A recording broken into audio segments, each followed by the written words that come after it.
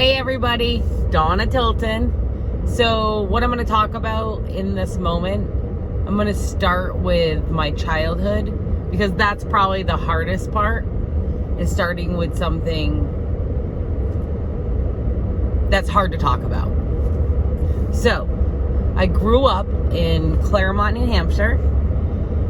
My mother is Deborah. My father is Mark.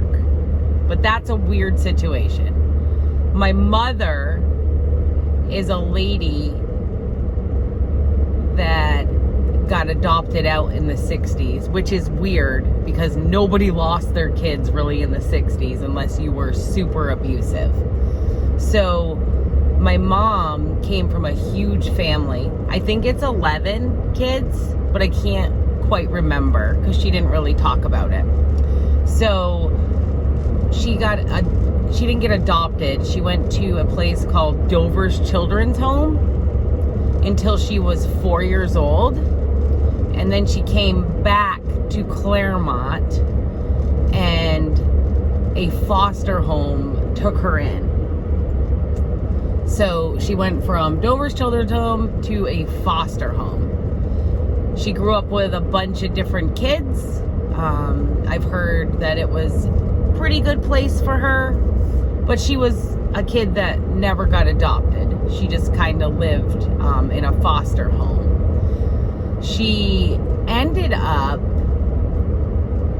going to Job Corps when she was 18 years old. And she ended up meeting some people there. She met my dad there, which that's the part I want to get to. The part I used to cry about.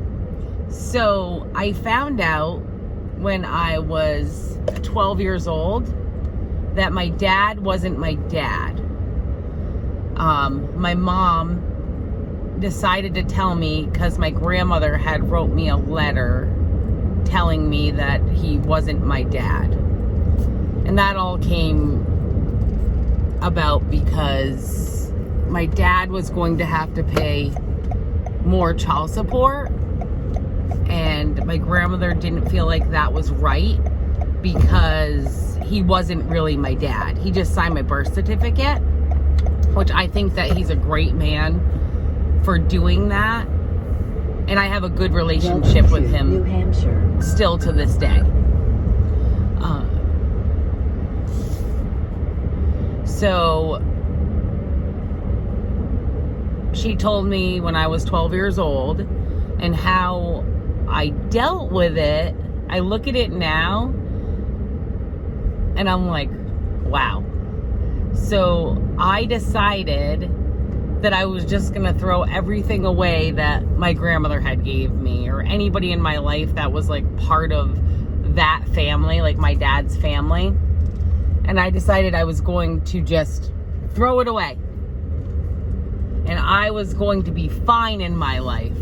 I don't know how I decided that, but that's what I decided. I remember it was a white garbage bag, and I threw everything in there. The things that were in there, I wish that I had now, because my grandmother has passed away, and she had made me a bunch of ceramic piggy banks and figures that were like, they were Dumbo and Garfield and all kinds of great stuff that she loved to do that.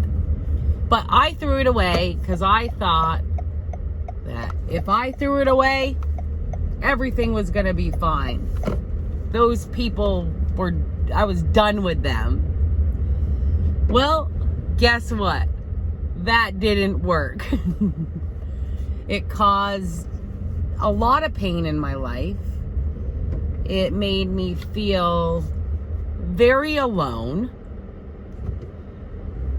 It made me have behaviors of, I think, giving up too soon on people. Not really communicating what I feel. Just being done with it, which helps me sometimes in my life, and hurts me sometimes in my life. So I have to watch that behavior and see if it's, really, Donna, do you need to do this? Or are you just doing this because you're hurt and you want to be done with it? But I will tell you, either way, I deal with it. So I deal with it now in my life that I'm 40 years old. I have done things in my 40-year-old life that are because of that moment in my life. But the difference is that I recognize it and I always watch for the lesson in it. So I just wanted to give you a little tidbit about my life and how I feel today. Always look for the lesson. If you make a mistake, watch for it. And I told my daughter once, don't say you're sorry if you're not going to change your behavior. So look for the lesson in everything. And I will tell you that you will wake up a better person. You will live your life better. You will get a lot more places if you can recognize your behavior. So I'll see you again. Donna Tilton, please watch me. Have a great day.